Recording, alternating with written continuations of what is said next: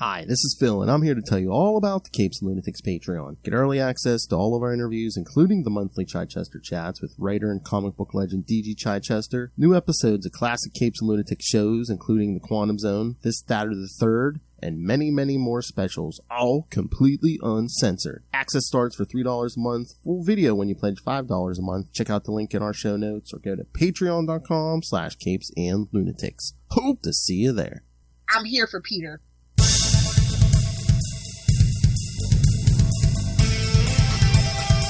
You know she's here for Peter. Anyway, kids, well, lots of Peter and lots of hairy men this time.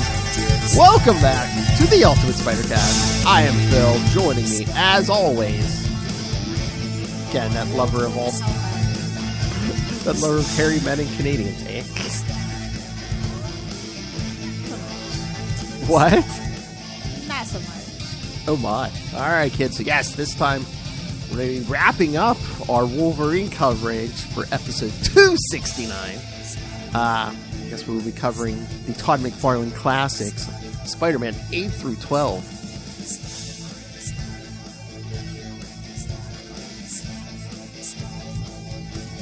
Alright, so. See, it's not so bad. I thought it was 6. It's only 5. Hail. Well, you know what I say. Always do the 6 or the 9, or better yet, both. Oh, that's true. Oh, yes. Either do the 6 or do the 9. I was going to say, story of Lilith's life. Someone promised her 6 and only gives her 5. All right. Lilith's like, I don't roll out of bed for less than 8. All right. Let's... All right. So, let's jump in. Hello? Okay. No, you're just not funny. It's okay. I know. If this thing was built on me being funny, we'd be in bigger trouble.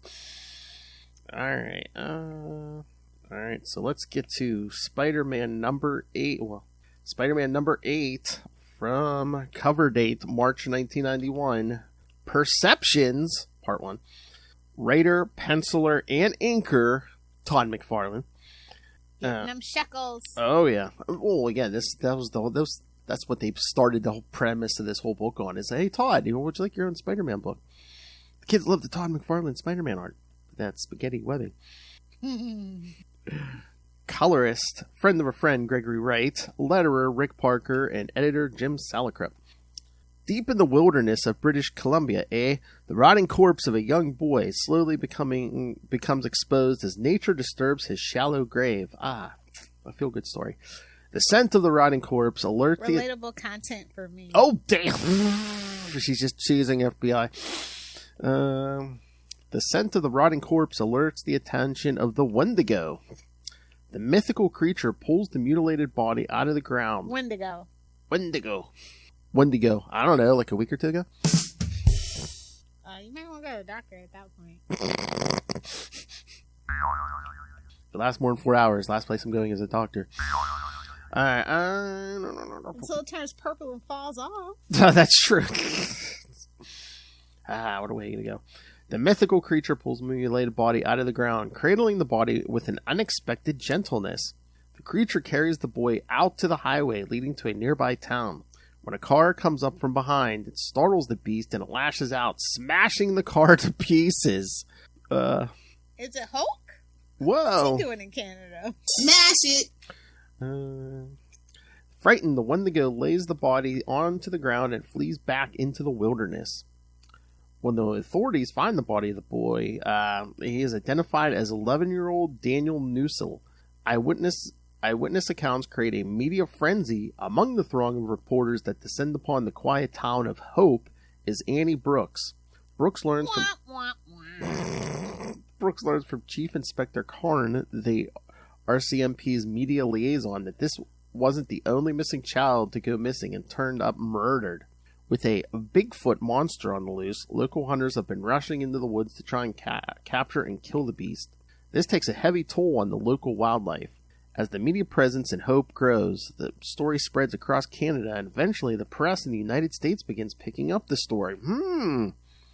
Later, in New York City, Spider-Man has just whipped up a mugger and listens to his bogus story about trying to sell a knife to an old lady. He tries to get the mugger to confess, but he refuses. The entire process takes an hour, long enough for Spider-Man's webbing to dissolve, sending the thug falling into the garbage-strewn alley below. Where he belongs. Exactly. The fall knocks the mugger out, so Spider-Man heads off, leaving him to the authorities. However, the attempted mugging has slowed down his return home. When Spider-Man returns to his apartment in Soho, he discovers that his wife Mary Jane has fallen asleep while waiting for him. He's like, oh no, I'm in trouble. Then he's like, oh, she's sleeping. Woo. That's even worse, actually. I know. Just so you guys know. I know. The next morning, Peter you gets... didn't dodge the bullet. You're getting a knife to the throat in the morning. Oh my. Dating tips with Lilith Hellfires. Step 1, don't let her fall asleep. Angry. You say angry or hangry? Both. True.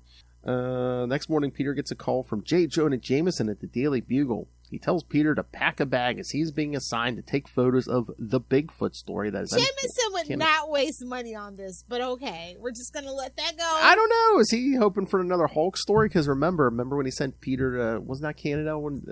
Yeah. For the Hulk? Yeah. Oh, good afternoon, A big wash and nothing. Good afternoon, Noel. I mean, at least Peter fits right in because all the pictures of Bigfoot are blurry. No matter how good technology gets, to this day in the year of our Lord 2024, we still get blurry pictures of Bigfoot. So I don't know. Pete fits right in on that account. You know what they say about mythical creatures with big feet? Well, Lilith Hellfire's favorite.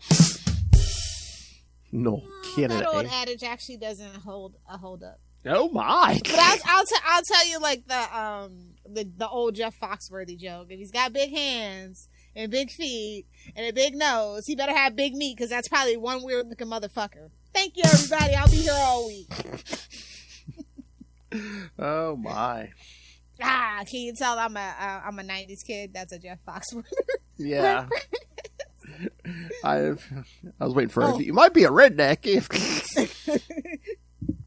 No. See, that wasn't even his best stuff. If you know, you know. Yeah, I know. Peter doesn't like the idea of leaving his wife again so soon. Yes, angry, but needs the money. Soon he packs a bag and takes a flight. He's tired of Bruce paying his way. Wait. Watch your mouth, Lil. Arlo and I are watching. Sorry. Oh, this mother forker comes on our feed half the time and's MF and everybody. No, there's children around. I know. Simmer down. Oh, you monitor what your kids watch, unlike certain somebody's, Ray. I was gonna say I do too. So we're a bad influence. Remember? Didn't we get Finn hooked on Batman? Got Finn hooked on Batman. Ray's like, I don't care if you swear, just don't say the B word. Soon he packs a bag and takes a flight to Western Canada along with Daily Bugle reporter Melvin Gooner, much to his chagrin. Oh boy. Todd McFarlane. In Canada, Anna Brooks feels the weight of breaking the story starting to weigh heavily. Thinking the Wendigo is responsible for the killing, she wonders what could have motivated the monster to kill. With another boy, Bill Rice, still missing, she fears that he too may be dead. In the woods... just so we're all clear, Wendigos technically are cannibalistic, so... I'm just saying. Oh, if it was really a Wendigo, there wouldn't be much to find. I know. Just kidding, Lil. Swear away. Arlo hears it from his mom. I love how he blames it on the wife. He's like, yeah, he hears it from his mom enough. That's right. Moms deserve to be able to curse. I'm just saying. They deserve it. That's right. Noel's innocent as the pure driven snow. Yes, of course. You know what? I'll get... What? I know. Noel never swears, especially when you mention Chuck Dixon. In 5, 4... You gotta wait for that delay to build up. 1. Yeah. And she does curse. I know. Anyone knows about wives cursing? It's me. The Wendigo, but not far away, an RCMP search party come across the mutilated remains of the race boy. Royal Canadian Mounted police. There we go. Yeah, we go. Yes. We're on a little bit of a delay. Testing. He says, I don't swear in front of the kids. Oh, they're very good. Yes. Neither do I. I love it. It's just words. Jeez. Cheese and rice, no. Cheese and rice. Signal of Doom mask on Chuck Dixon.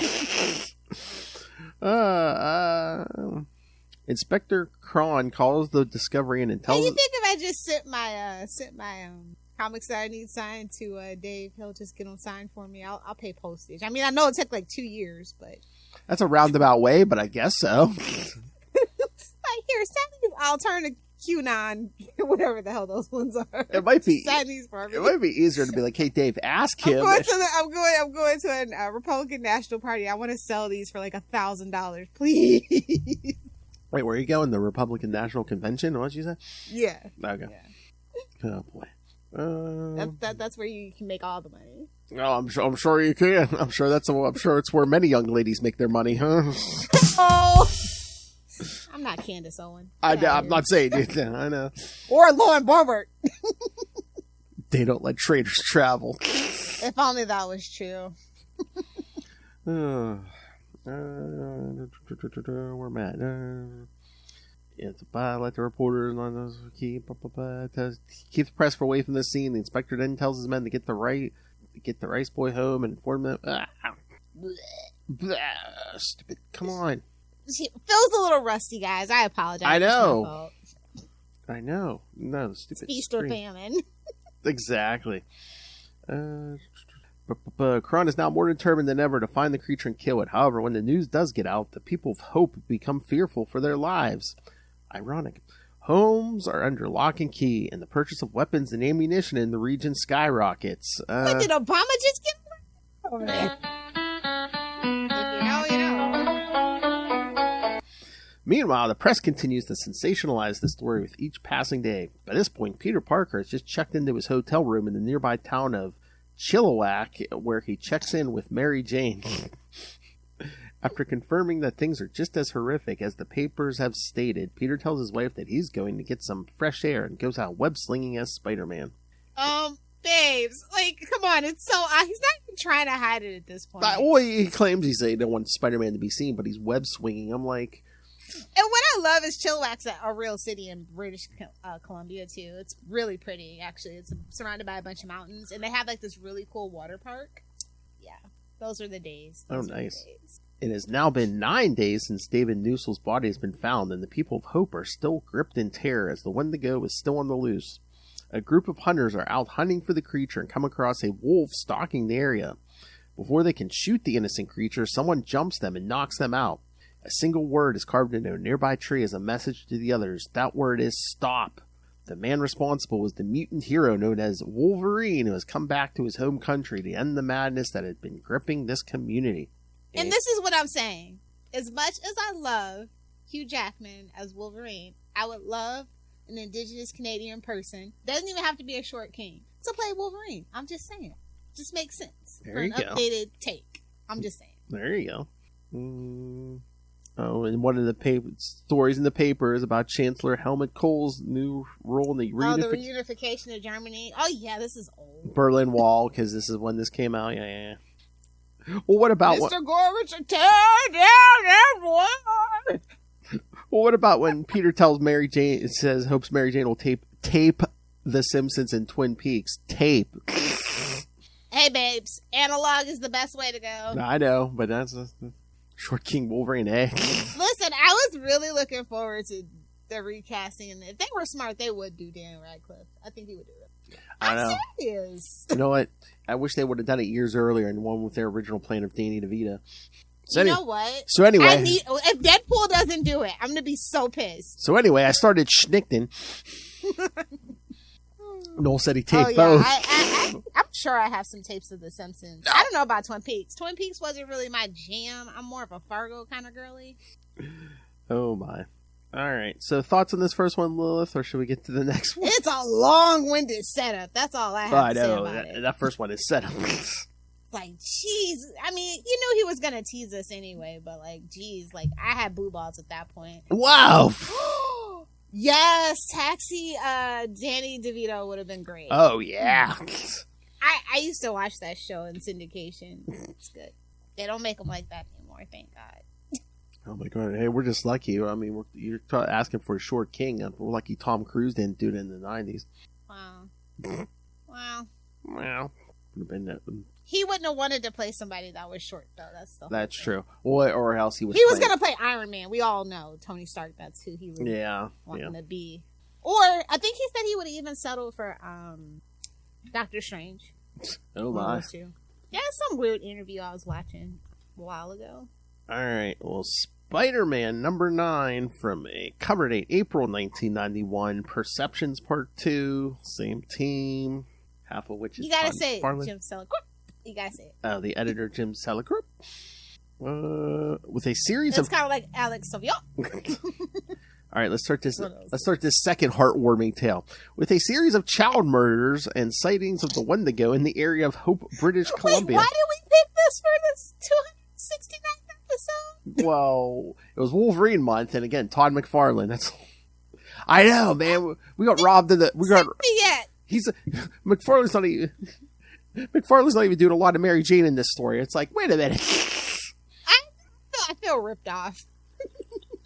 Sir. But I do like this cover. This is a great cover. I would love this as a poster, actually. Texas, obviously, but yeah. Or oh my God, that green background. If you can make that blacklight. Oh yeah. Hold on, I'll see if I can get it up for. Hey-o! Fortunate enough to follow us on YouTube. The entire town is in a state of fear. Hunters have come to the woods in droves where they have been shooting everything that moves. This has brought the mutant hero known as Wolverine to the area. Confronting a hunter, Wolverine easily disarms the man and threatens to kill him. There's our boy. When a hunter begs for mercy, the feral mutant points out that he didn't give that sort of mercy to the animals he had hunted and killed. There's the cover. See that, Noel? Yeah. See? Make that Wendigo, green Wendigo in the background. Yeah, blacklight. Yeah. Like totally groovy, man. Smoking doobie back. It was 91. I was surprised that wasn't like foil or something. Not for a miniseries. They kind of didn't really do that, you know what I mean? Like, it's like a 5-part special. Or it had to be divisible by like 25 or something. Yeah. Logan decides to spare the man so he can spread the message that he will not allow any more deaths. As the hunter flees, Wolverine decides to make sure he stays true to his word. When the hunter returns to his vehicle, he finds a reminder of his promise carved into the side of the wagon by Wolverine. The following morning, Peter Parker is comparing notes with reporter Melvin Gooner over breakfast. Peter's disturbed by the fact that Melvin enjoys putting ketchup on donuts. They're Canadian. What do you want from them? Do people actually do that? They put gravy on their French fries. Poutine is disgusting.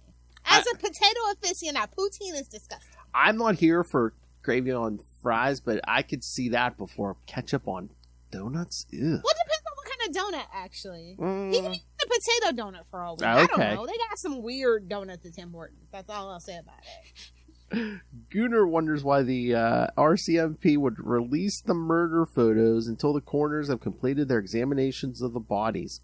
Unfamiliar with the differences in police procedure in Canada, Gooner wonders... It's so weird. I don't think Gooner has the same connotation now as it did then, but like if it does, oh my God. Listen, I'm not going to say what it is. Google is free. That's all I'll say about it. I just like, every time you keep saying this word, I'm just like, well, it's for the 269. Yeah, that's true. I was going to say, well, I mean, what are you saying? Todd was playing with us? Exactly. Yeah, but Gooner wonders if Chief Inspector Cron had been intentionally inflaming the press. Their conversation is interrupted when someone throws a beer bottle through the diner window. That sounds about right. Peter goes outside to see what's going on. There he finds a group of environmentalists clashing with hunters. One of the locals tells Peter that the Bigfoot story is bunk and that they are really dealing with a Wendigo. That evening, Peter goes out on Spider-Man in the hopes of putting an end to things so he can get back home to his wife Mary Jane in New York City. Because you never know what she's up to when she's left her own devices. Those friends of hers. Oh yeah, Bruce and stuff. Yeah, everyone loves cocaine. Not even that, just her friends that are like drug addicts and. Oh. Well, yeah. And again, we always have to worry about Bruce. Batman, my favourite character. F in the chat for Ray's sanity. Hey, he's a sanity. He has his own gaming channel now. Ray plays games where he plays with himself. Okay, that's the new bingo card, by the way, guys. So. Oh, definitely. Oh, yeah. See? Is all publicity good publicity, Ray? We'll find out. The wall crawler goes to the local RCMP detachment where he spies on Chief Inspector Cron.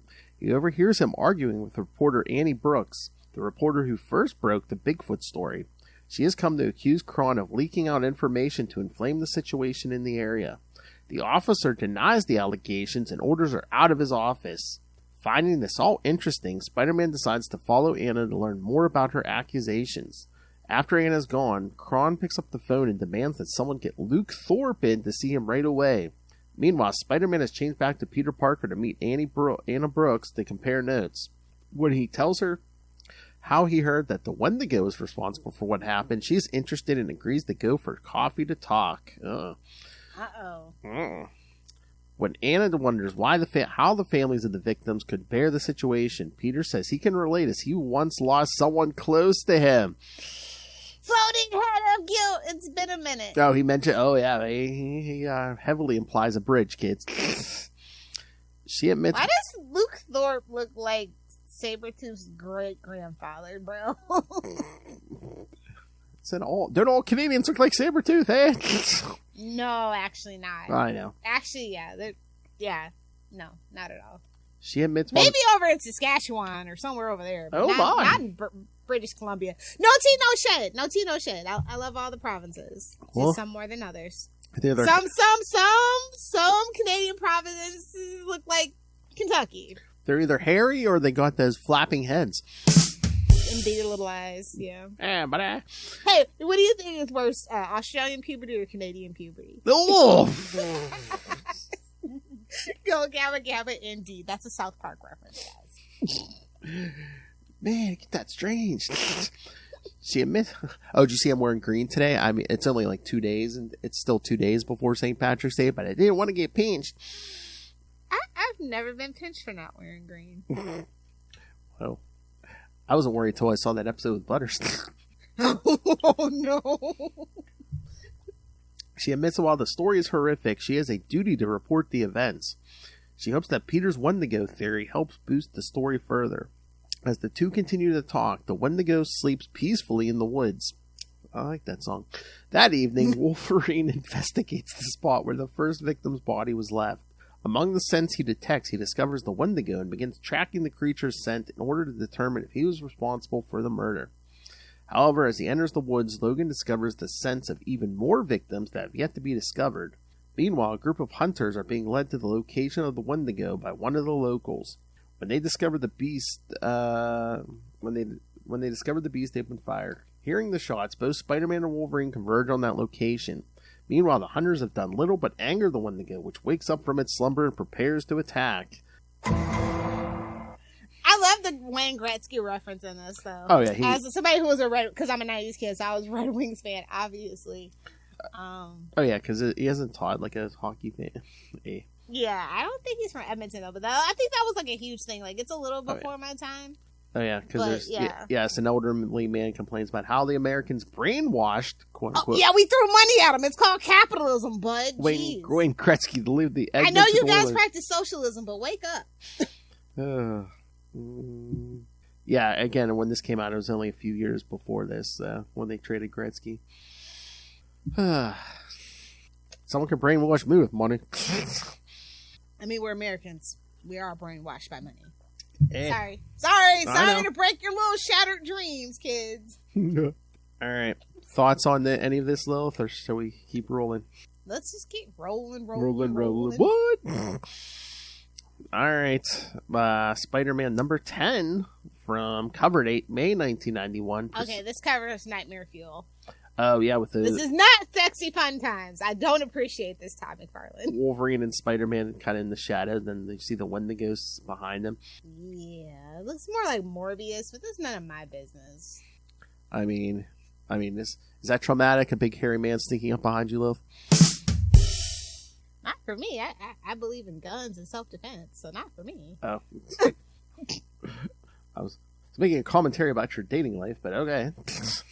I said what I said. Oh, my. That's right, kids. Lilith believes in protection. 12 gauge.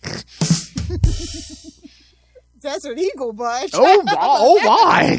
Oh, my. Those are impractical for close quarter combat, Phil. Be serious. I mean, if she could get her hands on one, she'd bring a bazooka on the date. I would. I truly would. Just mount it right on top of my truck. Yeah. Oh, my. I mean, I live in Florida. Basically, everybody's a zombie horde, so, you know. If it was a bad date, that's the only thing that's getting mounted. Exactly. All right. After... oh, jeez. Again, they keep going into the child murders at the beginning of every synopsis here. All right.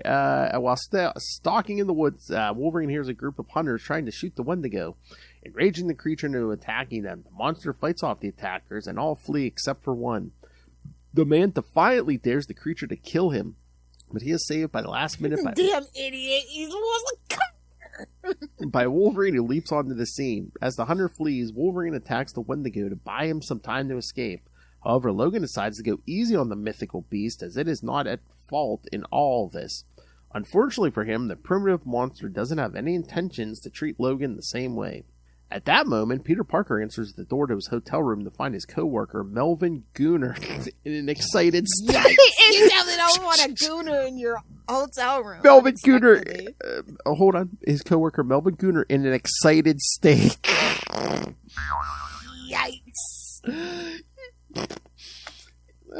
He tells Peter... You know how many Gooners are on Lilith's Just For fans? He tells Peter that some hunters had just had an encounter with the Bigfoot monster and insists that they hurry up to Hope in order to confirm the sighting of the monster. On their way up, Peter confides that he had gotten tired of this story and how all the misinformation surrounding it appears to drag it on longer. And 30 years later, here we are, still doing the same thing. Don't talk politics on the internet, then. Don't talk anything on the internet now. True. Everything's politicized. It's sick. True. It's like, man, I just want to make dick jokes and talk about superheroes, guys. Calm down. Yeah. Oh, God. It's bad enough I got to flee in January 2025 so we don't get a repeat. January 6, 2021. God forbid they make poor Morph non-binary. It's part of the woke agenda. I just wish we could go back to the days where when Catwoman was black and Joker was Mexican, nobody batted a fucking eyelash. You just paint right. It's so far into madness, bro. Just paint right over that mustache. No one batted an eye. You can't even unsee it once someone tells you to. You're just like, oh man. I know. While back in the woods, Wolverine is slowly losing the edge in battle as Wendigo savagely batters him around the area. While in town, the hunters tell a swarm of reporters about their encounter with the monster, leading to more grisly headlines. By this point, Logan is beginning to lose his temper now and is about to give in to one of his trademark berserker rages. However, sensing Wolverine's animalistic nature, the Wendigo stops dead in its tracks. After a tense moment, that doesn't want to mess with the little short. He's an angry short king. We gotta go. After a tense moment staring each other down, the Wendigo flees back into the woods.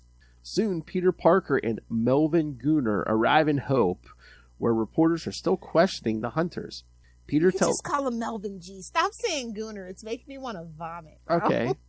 Peter tells Melvin that he is going to the police station to see what he can learn there. On the way, he is approached by Logan, who tells Parker that if he wants to solve the situation involving the Wendigo, he should meet him a half mile due north. Peter changes into Spider-Man. He should have just said half a click then. whatever those weirdos say. Well, we probably want to make sure Peter understood. Like, wait, what? Peter changes into Spider-Man and heads off to the meeting place, intending to check with the police and Melvin the next day.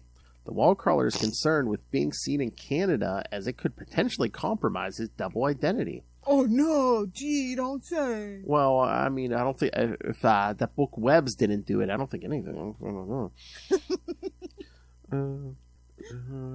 He wants this to end quickly, unlike the pointless battle he had with Calypso recently, the first 5 issues. Spider-Man 1 through 5. Mhm. That was rough. When he arrives at the... Scroll way down, I'm pretty sure. You think we would have liked a story with a half-naked woman drawn by Todd McFarlane, but yeah, it was kind of rough. Brutal, even. Scroll way down. I mean, that was like, oh my god, within the first couple months of this podcast. Yeah. The easiest way, Keep check scrolling. the easiest way. Check out the playlist on our YouTube channel. What are you? Look here, old man. YouTube is dead. I know, but everything's all organized in playlists, so it's the easiest way to find it. When he arrives at the meeting place, Spider-Man finds that Wolverine is in no mood to talk. Seeing that Wolverine is wearing his old yellow and blue costume, Spider-Man is told that his usual orange and brown costume was ripped to shreds during his last encounter with Wendigo. Sounds like more like Todd. Incredible Hulk? What? No, Wendigo, I think. Wasn't it? Wolverine tells Spider-Man that he has come to stop the killings of both children and animals in the area. Although everyone thinks the Wendigo is responsible for these murders, Logan is most certain that it is not, thanks to his enhanced senses. He explains that he went to the highway where the Wendigo dumped one of the victims. His enhanced senses allowed him to determine that the boy was buried elsewhere and that it was an adult male human who killed the boy and buried him in the forest. Duh. He then tracked the Wendigo and found the carcasses of the monster's recent kills and determined them to be deer. Wolverine's theory makes sense to Spider-Man, as he had been investigating the idea that the RCMP had been leaking information out to the press. The Wallcrawler suspects that someone is intentionally working up the press to further frighten the locals into jumping to the conclusion that the Wendigo is responsible for the child murders. The two decide... It's a trafficking cover-up! Exactly. The two decide to work together and stop the real killer before things continue to grow out of control. But yes, the yellow and blue costume first appeared in Wolverine's first appearance, Hulk 180, and then he wore that until X-Men 139. Yuck. I hate that suit, to be quite honest. What, the yellow and blue? Yeah. I mean, it's like, what, you go to University of Michigan? We get it. Branding. Boo. Boobington. Boobington! Oh my. The cover of this issue is one of the 21 that appears in the comic gallery from the Sega CD version of the video game The Amazing Spider-Man vs. the Kingpin. Yeah. Looks like no Sega, boo. Well, I mean, Nintendo owns Sega now, so it's all good. Yeah. I will say, I think the Dreamcast was the best console ever made, but it just was really marketed poorly. Really poorly, actually. All right, ready for the next one? Let's do it. I don't know what's going on in this cover. Get a little panel of Spider-Man. It's almost like, oh, wait, we got to get Spider-Man on this cover. They're like, did you forget somebody? He's like, I got it. I'll just pencil them in. I know, some of the stories, it seems like Todd was like, no, I'd rather write a Wolverine this time. No, the book is Spider-Man. You got to have Spider-Man show up. Oh, fine. I don't know. I would never get tired of writing Spider-Man, I don't think. Me neither. Because, like, in this particular time, too, where, like, anything goes, like, not now, where it's like, oh, yeah, you got to do 4 crossovers a year, by the way. Oh, yeah, back in the day, I mean, again, they'll still let you do, they would let you do anything with Spider-Man, you know, street-level stuff, or you want him to team up with someone to have a cosmic thing, yeah, go ahead. Cosmic clones, amnesia, anorexic teens, you know, you name it. Dropping blondes off bridges. I mean, that kind of just set the standard, honestly. Yes. And of course, from day one, who is one of his greatest foes? Superior Puss! Betty Brant was behind it all, mark my words. Yes, please. I'm going to pay a writer to do it. I don't care. Marvel. We're gonna start it. If you see a GoFundMe, that's what you know, that's what it's for, guys. Marvel, make it happen or let us do it. You know what? Okay. Okay. Want to make it official? Just put Will Allred on the Spider-Man book. I'm sure you can see Will saying, I don't want to write the Spider-Man book. No. Lilith and I will do it, but you know, you take your credit. We'll just hide behind your pen name. That's all. Sorry, kid. I can't get you the Green Lantern book yet. All right. Spider-Man number 11, cover date June 1991. Perceptions Part 4. Same team. Again, literally half of it. Todd McFarlane. It's been 10 days since a string of murders around Hope, British Columbia. Well, what? 3/5. Oh, well, I was counting the editor. Yeah. And the town is very on edge. Things have been spiraling out of control thanks to sightings of the mythical beast known as Wendigo. Wolverine and Spider-Man are in the region investigating the situation. Yeah, we know this.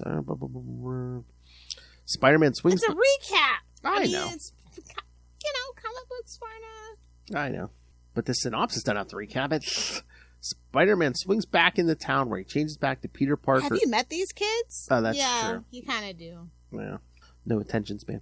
Where it changes back to Peter Parker so he can meet with reporter Anna Brooks, the woman who first broke the Bigfoot story. He tells her that the Wendigo is not responsible for the murders, a revelation that Anna has a hard time believing. This upsets her because this is her big story, and she didn't figure Peter for being like the other reporters, sensationalizing the stories in the press. Despite the fact that he insists that he is telling the truth, Peter can't reveal his source and has no evidence to support his claims just yet.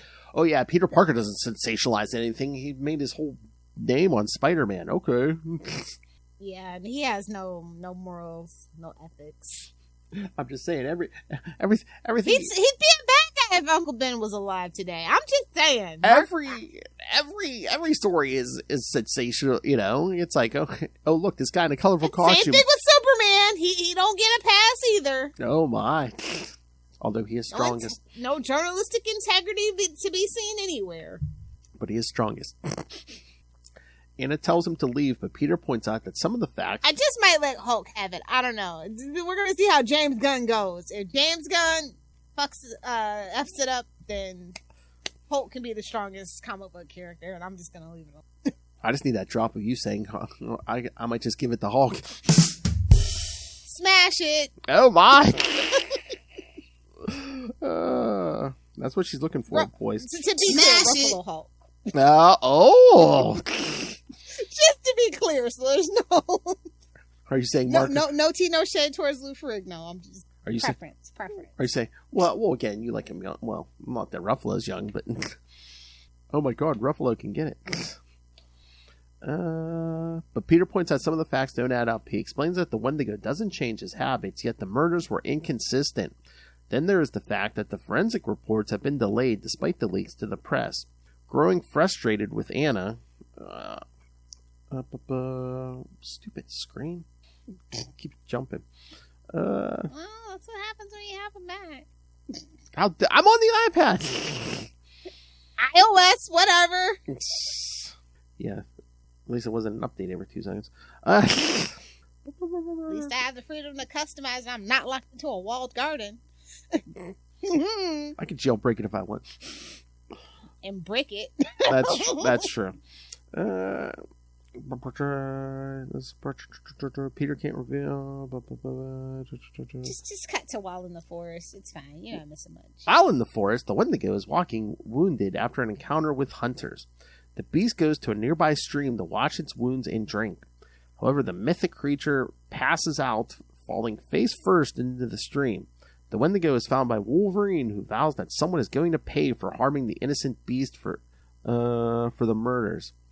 Meanwhile, Peter Parker is changed back into Spider-Man. Unable to get through the Anna, the wall crawler decides that it's time to go to the RCMP with what he knows. It's time to start flipping around. There's no tall buildings. It's just all mountains and trees. I know. I love how he's like, "Oh, I'm going to swing high so no one sees me." Meanwhile, how tall? Where? I know. How tall are those buildings? You're in Chilliwack. You're in Hope. That's like literally Mountain Town. Like, no, there's nowhere for you to flip. The tallest building is probably what, 4 stories? Changing back into civilian. Well, they say most people don't look up. That's true. Peter tries to convince the authorities of what he knows. However, they dismiss his suggestion but take his folder. Chief Inspector Cron takes a look at the file given to them by Parker and orders his men to get him Luke Thorpe and wonders how this information got out as it could blow the situation wide open. By this point, Wolverine begins some makeshift surgery on the Wendigo, removing the bullets and stitching the creature out. Back in town, Peter takes his information to Daily Bugle reporter Melvin G. He too finds this information hard to believe, particularly since Peter is just a photographer. A bad one at that. It's canon. It's not my fault. It's canon. I know. Peter is angry at G's inaction and decides to keep on pushing forward because he doesn't have a career that is in jeopardy by shaking up the narratives of the reporting. Meanwhile, Luke Thorpe meets with Inspector Cron to discuss the recent development. He explains the situation. Thorpe has figured that a human being was committing the murders and knows that the inspector is only concerned about his career. You know what I need? I need an update to this story, a modernization where it's a bunch of true crime podcasters running around that town trying to solve it. Yes. Oh my God, that's what Peter needs to do. He needs to work for Jameson's podcast. Hello? He's gonna have to get better skills because point and shoot cameras just don't cut it no more. Exactly. You're gonna have to learn how to work a Canon or a Sony, bud. Hey, come on, Marvel, make Spider-Man a podcaster. Come on. People finally know what podcasts are, so that's nice. The true unsung. After 20 years, they finally figured it out. The true unsung heroes. Come on, especially those of us who aren't famous. These famous people just wander in and start a podcast. They're still not any good. I know. No shade. I mean, if any of those famous people would like to hire us to work on their podcast, I mean, you have fun with that. Well, I can't be around famous people anymore. That's the bane of my existence. Oh my! That's why I don't do PR anymore. Just saying. I mean, you can do it over. You can't just do it over online. You don't have to meet with them. They're very incessant. 9 times out of 10. Oh, okay. Thought you'd be used to that by now, working with me. Hey-oh. Kron is not satisfied with the amount of time it has been taking and orders Luke to finish his mission within the next 2 days. By this time, the Wendigo has regained consciousness, and Wolverine convinces the creature that he is trying to help it. Wolverine explains that there is another body to find and he needs help to find it. Surprisingly, the Wendigo trusts its instincts and agrees to go along with Logan. In town, Spider-Man has exhausted all his resources and wonders what he should do next. The web-slinger has just about had enough with the whole situation, dealing with people more concerned with their careers than doing what is right. As he swings away, the wall-crawler wishes his wife Mary Jane could be here to give him advice on what to do next. In the wilderness, Wolverine uses his tracking ability to find another dead body. After Logan pulls the body out of its shallow grave, the Wendigo becomes angry at the sight of the dead boy and howls in anger and sorrow. Okay, so what I don't get is all of a sudden the Wendigo's innocent. I know he didn't commit these murders, but I'm just like, isn't that the whole origin of the Wendigo, where it's like a person becomes the Wendigo when they practice cannibalism? Well, that's just one take on it. I guess. I don't know, like it probably got lost in translation because it Maybe. is an indigenous person's belief kind of thing. So I don't know. I think it's just a sensationalized version of things. I was just waiting for Lilith to say, who among us has never eaten a human being? No, humans are disgusting. How would you especially know? Americans. How would you know? I would assume from the average diet of an average American. Like if you're vegan, maybe. Lilith's like, maybe I'd think about it. Lilith's like, no, definitely no Canadians. They taste like poutine.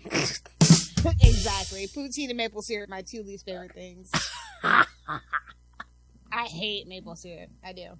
I can't remember last time I've had maple syrup. All right, let's finish this off. Hail. I was 12 and it was in Montreal. It was disgusting. Oh my, that's a chapter in our book.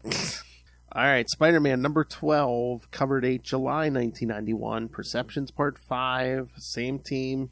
All right, kids, strap in. With a serial killer on the loose in Hope, British Columbia, Spider-Man meets with Wolverine in the woods. He discovers that the mutant has brought along the Wendigo, as the mythical creature has been blamed for the killings.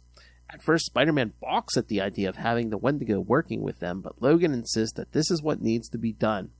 Wolverine explains that he and the Wendigo found the body of another victim, and he asks Spider-Man to stay and babysit the monster while he goes into town to end this once and for all.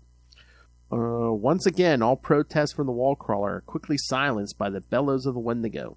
Wolverine insists on going through with his plans as they have done it Spider-Man's way until now, and it has solved nothing. To ensure the web-slinger complies, Logan threatens to expose Peter Parker's secret identity to the press. When Spider-Man tries to cover up the dead boy's body... It'll just get magicked away, so have fun. That's true. Yeah, I got my buddy Mephisto in speed, though. Exactly. But when Spider-Man tries to cover up the dead boy's body, it angers the Wendigo. This prompts Logan to explain that he wants the dead body visible to force a confession out of the real killer. Oh, okay, hold on, just an update. So, some folklore says that Wendigos are humans get turned into Wendigos because they become overpowered by greed. So that's a more traditional aspect. I thought the Marvel version was like you had to like practice cannibalism or something. I wouldn't know about the Marvel version. Wolverine assures Spider-Man that the Wendigo is no threat to them because it hasn't eaten flesh yet, and it will work with them because it thinks they are hiding from the hunters as well. Nervous when the web-slinger asks Logan how long it will take, the mutant tells him it will take as long as it takes. What's this, a Lilith Hellfire date? No. Either you can get it done or you get the hell out. Thanks. Long, short, you're working on Lilith's timetable, kids. Spider-Man finally pushes Wolverine too far when he asks Logan why he should be trusted.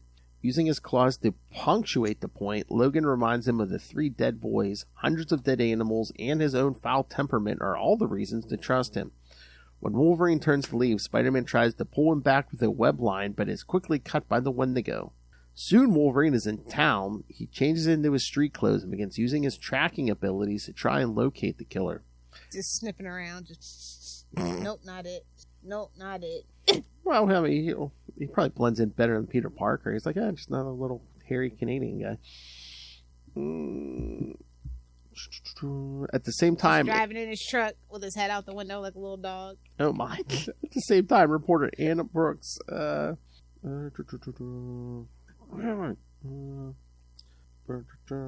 Brooks struggles to write her latest report on the Bigfoot killings. After writing a particularly sensational story, she deletes her story, disgusted by the tabloid style. She suddenly realized that she has grown tired of writing the same headline every day. The media continues to pump out startling headlines across North America. Hey, look who it is! At the headquarters of Alpha Flight, Canada's team of superheroes, Sasquatch takes umbrage with the media calling the killer a Sasquatch. His teammate, Puck, tells Sasquatch to remain calm, assuring him that their ally Wolverine has the situation well under control. By this point, Wolverine Another Wayne Gretzky reference, by the way, during this whole thing. I told you, Todd's a fan.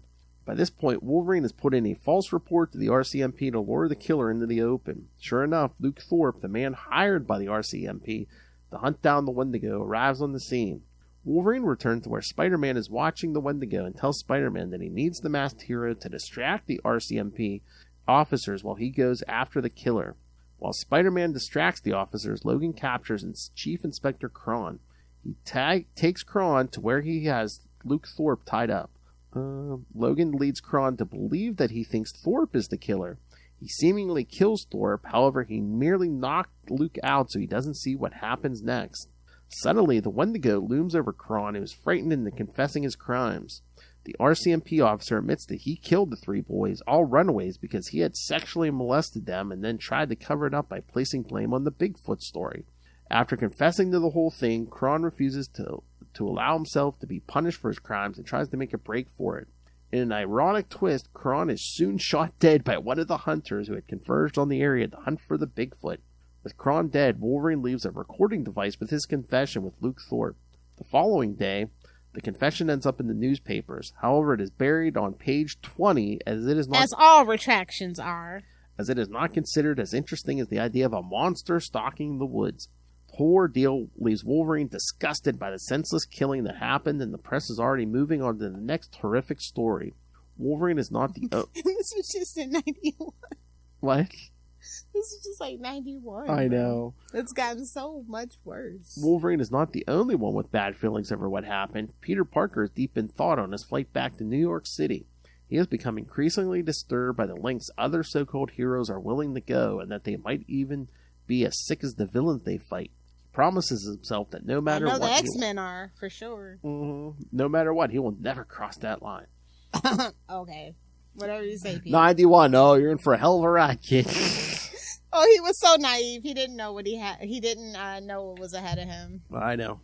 Next issue, Morbius. He didn't know what was ahead. Next issue, Morbius. And of course, yes, Wolverine learns Spider-Man's identity in Spider-Man vs. Wolverine #1, which we covered. Scroll down. And yes, the other reference, the Wayne Gretzky is winning the Stanley Cup. No, not that Stanley Cup, kid. Yeah, you can keep saying that for a while. And again, they want a ton. The Red Wings want a ton of Santa Claus. yeah. Oh god, and again, tape recorder is another. Yeah, I mean, I guess it's like an MP3 player now, or that little thing you put on the back of your phone. How you just record on your phone? Well, it doesn't sound as good. You definitely need a separate. All right, so what did you think, Lilith? Meh. Is this not the best Spider-Man and Wolverine team up, but I do like the artwork. The artwork makes up for it a lot. Was it better than the Marvel Comics Presents we did last time? I'll say yes. Okay. Well, need a little more Mary Jane to story your life, kid. Story your life. Her secret ingredient. It is fun times. needs more Mary Jane. Scream it. So before we go, did you pick up Peter David's Symbiote Spider-Man 2099 number 1? I did. Did you? I did. It's Peter David. Yeah. I mean, he is the OG writer. He's the one who created the character. So. Yeah. So what did you think? I mean, it's kind of set up, but. Yeah. I mean, I do like. I mean, he calls out some of his older stuff, and again, this kind of takes place like right after his original run, kids. So if you're fans of the original run. Yeah. I mean, not that his run's bad, but I do like it better than the Steve Orlando stuff that's been coming out. Yeah, I can agree with that. I don't know. I like it. I'm surprised they didn't tap Al to do it, because this is like a lot of body horror. That's like immortal symbiote Spider-Man. I know. That's kind of the vibes that they're like kind of shooting for, but I think it makes sense for Peter David to do it. But they should. Yeah, it's okay. Like I like the world building in it. It's pretty cool. Oh yeah, well, like I said, it kind of builds off his original run. So. And maybe Miguel will die. I don't know. Out there. Once again, building off the 90s run. Marvel really doubling down on these miniseries that, like kind of like doing the 90s stuff. So much like DC, they just realized we had it all back then. I'm just saying they must be bankrupt. Those things must be selling because they keep going to the 90s well. Well, I mean, like I said, they have to kind of cater to the people that were reading it then, because the kids ain't reading it now. Exactly. I think they're realizing that. For sure. Mm-hmm. Let's see. Spider-Gwen Smash number 4. Don't know what's going on over there anymore. It's getting weird. Bruce Banner shows up. Oh, was it last week? Did you get the giant-sized Spider-Gwen? Yeah, I did. That wasn't bad. I like that was good, but number 4 was just like, I'm kind of confused about what's going on now. I know. Well, I think they're just like waiting now because isn't Stephanie Phillips doing a Spider-Gwen thing? I guess I don't know if we're bringing her over to the 616 permanently, like the mouse. That's what they said. Like they're Mouse. Gonna regret it. I know. I just haven't really connected with Miles in the 616. Unfortunately, I think that's just been the biggest thing. There's too many Spider people overshadowing him, and they're just not interested in developing him properly. No, they want to make him his own thing, but every time somebody shows up, it's like. Yeah, like a villain. It's like a version of Peter's, or it's Peter's villains. Yeah. I mean, the Vulture's granddaughter was pretty cool. That was the best thing that they've done so far, trying to tie that together. But, like, I mean, they need to let him be his own person. Like, there's a reason why Miles Morales' Spider-Man game is so good. I'm just saying, like, it's a reason why Across the Spider-Verse movies are so good. They're kind of losing the essence here in the actual comic book. I hate to say it, they might have to bring back Bendis. I hate to say it. I mean, listen. It's his creation. It's a personal tie and inspiration for that character, and I don't think anybody has ever really written him better than Bendis has. Yeah. I think hell just froze over. That's something nice about Bendis when I talked about Wonder Print. Yeah. So I say nice stuff sometimes. I know. Oh, did you read part 2 of the Venom Carnage crossover? Of course I did. From Carnage number 5. Yeah. I saved a copy just for DD Chichester. I'm gonna get it signed. Oh damn! I thought I was the petty one. Jeez. It's like, can Dylan die or no? You think that's what we're doing? Is this like the first step of like resetting Eddie to like status quo? Yeah, it needs to be done. I think that's what it is. Yeah. And, for all we know, it could have been a split personality, a hallucination. It could have been Mephisto's mushrooms. I don't know, but Dylan just wasn't it. Oh yeah, instead of like it's basically like a piece of the symbiote that came to life or something. You know, something. Yeah, something like that. It doesn't even know it's not a human child yet. Yeah, that would be their best bet, I think, at this point. Nobody has really connected with Dylan. It just really makes the story worse for Weir, personally. Well, again, I think the last time we talked Carnage, we said like, they're kind of setting Cletus back to status quo. So I think that Eddie almost has to go back to status quo as well at the same time. I think at the end of the day, that's where we're headed. Yeah. And honestly, the Carnage book has actually been better than the Venom book lately. So, make of that what you will. What's so weird, cool, the Venom book, we're kind of jumping back and forth between writers, and now, yeah, we kind of have just one vision on the Carnage book, so. Oh, you know why else? We're probably setting Eddie back to status quo. There's another Venom movie coming out this year. Poor Sony holding on to everything they can get. At the end of October, did you see the official title? No, I didn't. Venom: The Last Dance. Oh, babes, it's gonna be a 4. Unless Tom Hardy's done with Sony, because Sony does not treat their actors very well. So, you don't think they'll just let it lie with a trilogy? They didn't really want to do that with Spider-Man, Tobey Maguire's, but they kind of had to after Sam Raimi said, "Well, I gave you everything you wanted, idiots. I told you it wasn't gonna be good." So, yeah. So again, they definitely are trying to make something in the Spider Universe have at least 4 movies. That is the plan. Yeah. Maybe 6, but Tom Hardy's getting kind of long in the tooth, so I don't know. So that's why I think we're gonna get our old meathead back. So, well, I mean, like I said, people that like the actual Venom movies are not the same people that like the comic books. I know, but tell Marvel that. And Sony really, I mean, Marvel really doesn't play ball with Sony like that. So I know, you know what I mean. I know. But even when they don't play ball, I swear they want the comics and the TV or movies to kind of sometimes, but not all the time. Oh yeah, I mean, especially if it's MCU. But do you think that maybe that's what it is, or are we gonna kill off or end the Sony Venom, or is Disney kind of gonna integrate Venom into the MCU? That's what I'm saying. They almost have to, just to stay competitive. Venom is the best thing that they have, so they definitely have to they either have to reboot it immediately with another person in the lead, or they have to make a 4. So I don't think Sony's gonna let go of that. Mm-hmm. They cannot let those rights lapse for a second. For a second. Nope. Disney will be breathing down their neck. Gimme! Oh no, Sony we want Uncle Venom! we know Venom will put, our Sony will put anything out to keep those rights. Adam Webb. Oof. It was never. They should have just made a Julia Carpenter movie. I just don't understand. Oh my god! Did you see that? Did you see people online now are clamoring? They're like, they want Sydney Sweeney as Power Girl. No. No. Too short. Sorry. I know. It's a thing. Just too short. I let it slide with Gal Gadot, but I'm not letting it slide again. I'm sorry. She has 2 things going for her: a fan base and talent. Ha!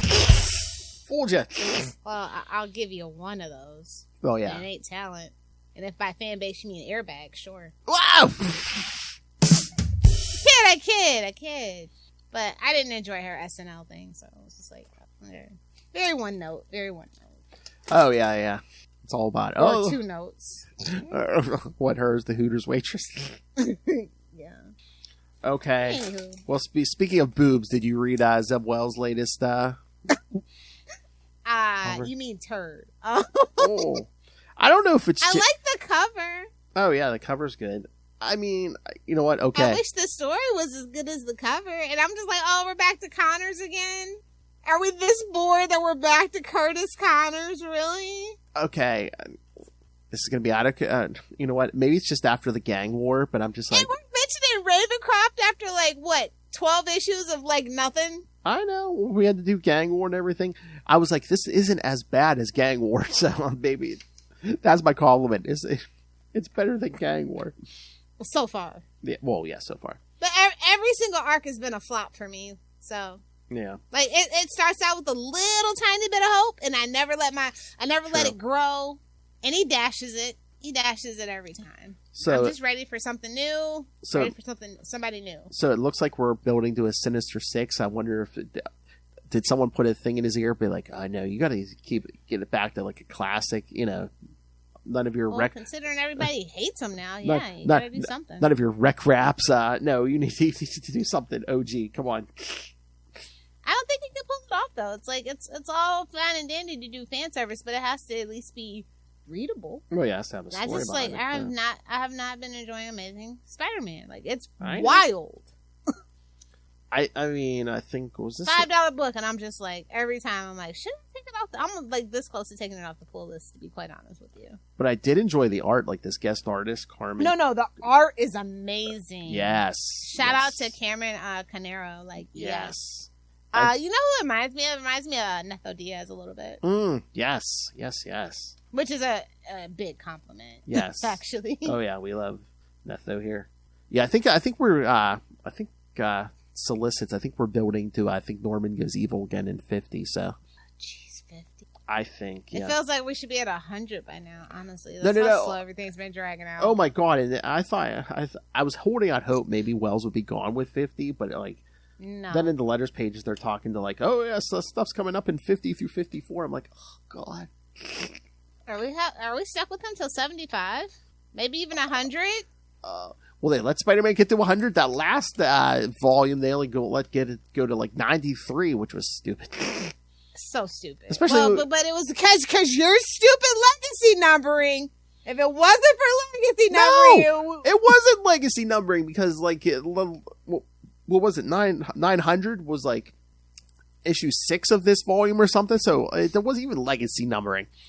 Like if not, I don't know. I don't have an excuse for it then. I blame everything on legacy numbering. Because Zeb Wells had to really, couldn't wait to crap the bed. Yeah, I still don't understand. And we had to turn Ben into a villain. Chasm and Goblin Queen. I mean, the only thing that's good. the right track, just not for Ben. Gobble gobble. That to Kane. Gobble gobble. That made more sense for Kane. Like, what are we doing here? I do believe that there is a cover with Chasm and Goblin Queen, so I believe they are making an appearance again. So. Oh, okay. Yeah. Cool. Yeah. Cool. Yeah. Yeah. Oh yeah. Yep. They are. Yep. Chasm and Goblin Queen. There they are. Number 47. Alright, there's that. Yeah. I think that was all the Spider books. Oh, and I guess there must be. Is it a one-shot Web of Spider-Man #1? Okay, it said something about after the events of Web of Spider-Man 1, Chasm is on the loose. Oh, there was also a What If Venom, but I didn't read it. I haven't been getting those either. Because there was a one. This one was Wolverine. I must be if different heroes became Venom because there was that one. I think there's a 2. I think I saw a solicit for 3. Is it like Doctor Strange or something? Yeah. So once again, I'm probably gonna get the trade because I haven't been hearing good things about it, but I like Venom and I like the What If concept. Yeah. So once again, I just don't want to spend all that money at once. Haven't we done that? I do want to shout out something non-Spider-Man though. Sure. Black Widow and Hawkeye #1. Oh yeah, I got that. Yeah. With Stephanie Phillips. So if you haven't picked it up, and it's also, I liked it a lot. I liked it. I reached out to her to see if she wanted to talk about it. I haven't heard anything. Yeah, she did some Rogue and Gambit. If you're not familiar, she also did some Catwolf and the Howling Commandos. I think it was. Yep. And she also did that weird Captain Marvel Dark Tempest stuff, and I think she did some Star Wars. It might have been Bounty Hunter. So yeah, she's been all over the Marvel place. So the Rogue and Gambit was really good, and I feel like Black Widow and Hawkeye kind of give the same vibes, but like platonically, you know? I mean, it's tangentially related. I mean, she has a symbiote now. Yeah, still. Yeah. They're like, well, I guess we'll just make her a spider person after all. All these years. It's only took 60 years to make her an actual official spider person, despite like the Black Widow name. I was gonna say, yeah. With the emblem on her outfit and everything, and it's just like such a missed opportunity. I was like, you hooked her up with Daredevil first? Like, just, Hey, she like... I mean, no tea, no shit. I love that. She likes them pretty and stupid like you. Let's see, who's her ex-boyfriends? Hawkeye, Daredevil. Yeah. All right. So anything... I think that was it. All right. So. All right, let me pull up the schedule here. I know next episode, the Bad Babysitters Club will be back. As we talk more Wolverine. The boys are back in town. As we talk more Wolverine from Scarlet Spider 17 through 19. Yikes. Kane and Wolverine. Yeah, I was like, talk about tangential of a tangential. What? He's a Spider-Man clone. He's a spider person. All Barely. Right. Oh my god. All right, Sid. So next time, oh yes, I picked some good ones for my birthday month. April Fools, babies. All right, so when Lilith returns, week 1, we'll be doing Amazing Spider-Man 198 through 200. And then week 2, we'll do Web of Spider-Man 49 and 50. Yay. Week 3, Spectacular Spider-Man 155 and 156. How did Tombstone break out of jail back in the 90s? And we'll wrap it up with Lil's favorite Puma from Spectacular Spider-Man 171 and 172. Phil. Puma. Oh, that's right. Yeah, you get an extra week next month, kids. Ha ha. Yes, and then we'll wrap up March, me and the boys, with Superior Spider-Man Team Up number 2 and Scarlet Spider 20. When Kane met... Please use the Superior push drop as often as possible. Oh, I will. That and the Batman drop. All right. So... Send us your thoughts on all of these or this episode's Todd McFarlane cheerful tale of child murders and molestations. Email us. Email us, CapesandLunatics. McFarlane is a sick puppy. I mean, don't respawn if you're offended, bro. Exactly. CapesandLunatics@gmail.com or call the voicemail 614-382-2737. That's although there's 15 new Spawn books to get into, so you know. Oh my lord, I know. We'll talk about that next, Capes. Or Salty and Petty remind me. Okay. 614-382-2737. That's 614-38-CAPES. Find all things Capes and Lunatics episodes, social media, merchandise. Buy a damn t-shirt for gosh sake. And of course, you can rain random money on us, as Lilith Hellfire loves to remind you. Make it rain! And of course, the Patreon, where you never know what we're going to be talking about, AVNs, Lilith Hellfire's conspiracy theories, and so much more. So find everything all in one place. Do you want to know why birds aren't real? Well, you're going to have to pay to be a patron. Oh my. Birds aren't real. Just pigeons, specifically. Do you want the truth about so much of our world? You got to pay, kid. It's like the evening. Do you want to know how to square a circle? More vicious and brutal than ever. Tubespace.io/CapesandLunatics Podcast Network. That's tubespace.io/CapesandLunatics Podcast Network. I love it. All right. Fine. And you can find Miss Lilith Hellfire on the Facebooks. Like any good granny, of course. That's right. With her pictures of puppies and rainbows and cock-a-doodle-doo. No. No. Don't want to put that expectation out there. This isn't Twitter. Oh yeah, anything goes on Twitter. Just read a news story, just random porn. Like, what the hell is going on over there? Oh, you can put Elon. Who would use a social media site by Elon Musk? There's nothing to get wet about anyway. All right. Our whole family can suck it. That's a mouthful. All right, kids. Thank you for joining us. Again, next week, the boys will be back. And then in 2 weeks, Lilith returns. We start April with our review of Amazing Spider-Man 198 through 200. Save me. Mysterio. Restful Nursing Home. Bootlegging. But until then, swing on back. Thwip. The whip it good.